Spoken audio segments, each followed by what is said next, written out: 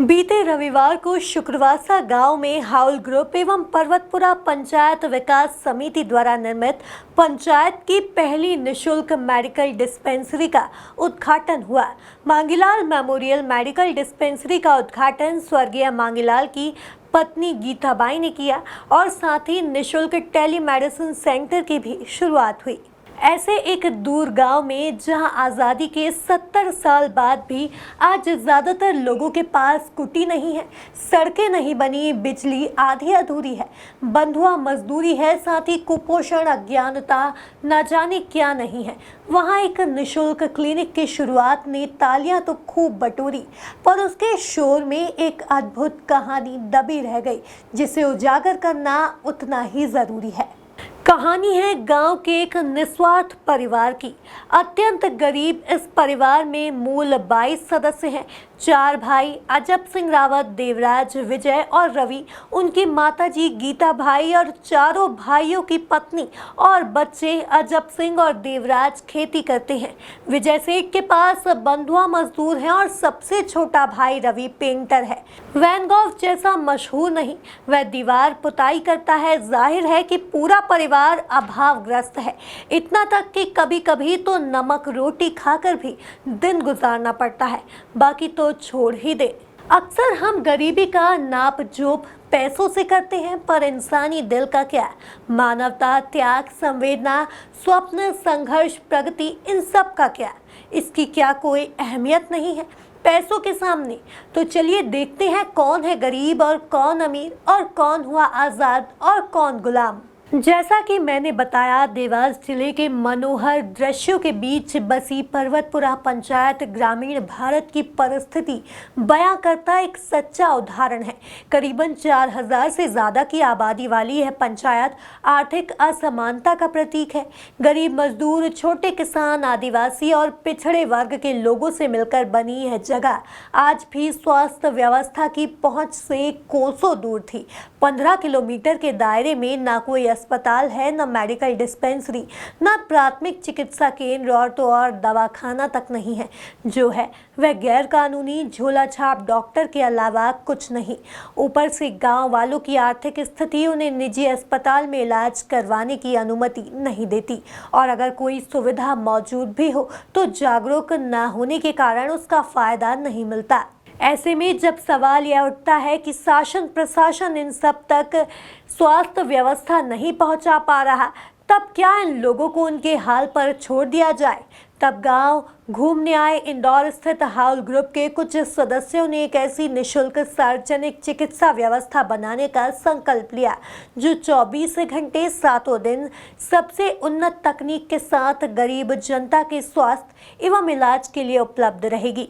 इस सपने को हकीकत पर उतार लाने के लिए जमीन देवराज परिवार ने दी।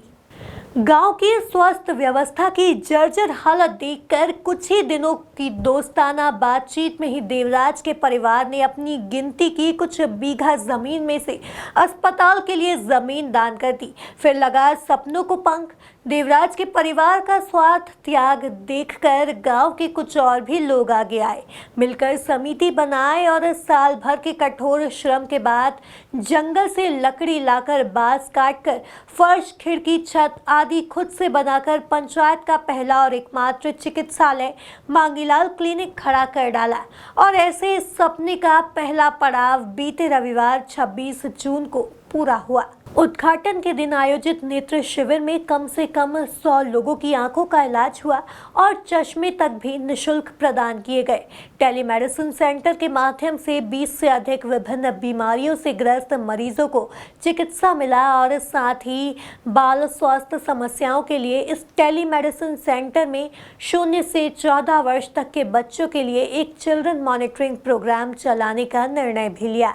आज यह क्लिनिक गाँव की लाइफलाइन बन गया और इतना कि लोग अब विश्वास करने लगे कि गरीब होते हुए भी स्वास्थ्य और सुंदर जिंदगी पाना वाकई मुमकिन है।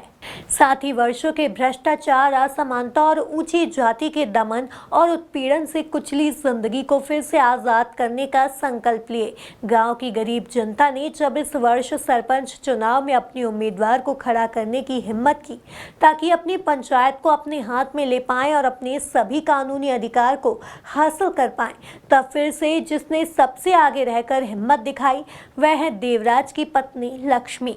लक्ष्मी एक आम आदिवासी महिला है जिनकी दिनचर्या में गांव की बाकी औरतों जैसे ही पहले परिवार, 3 बच्चों की देखभाल, खेती और घर संभालना आता है, पर आजकल लक्ष्मी बहुत सशक्त और सक्षम नजर आती है।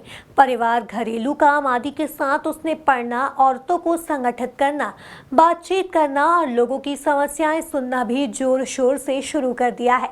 लक्ष्मी ने यह सपना पर्वतपुरा पंचायत विकास समिति के साथ देखा।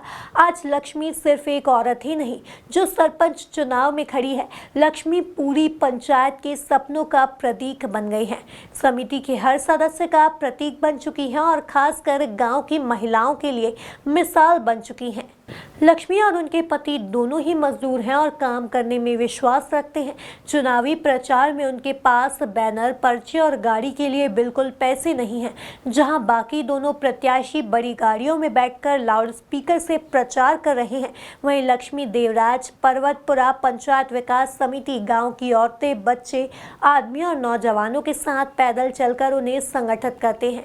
कई महिलाएं लक्ष्मी के साथ खड़ी हैं जो शिक्षित होना चाहती हैं और निडर होकर उन सभी लोगों को जवाब देती हैं जिन्होंने इन्हें आज तक इनके सभी अधिकारों से वंचित रखा।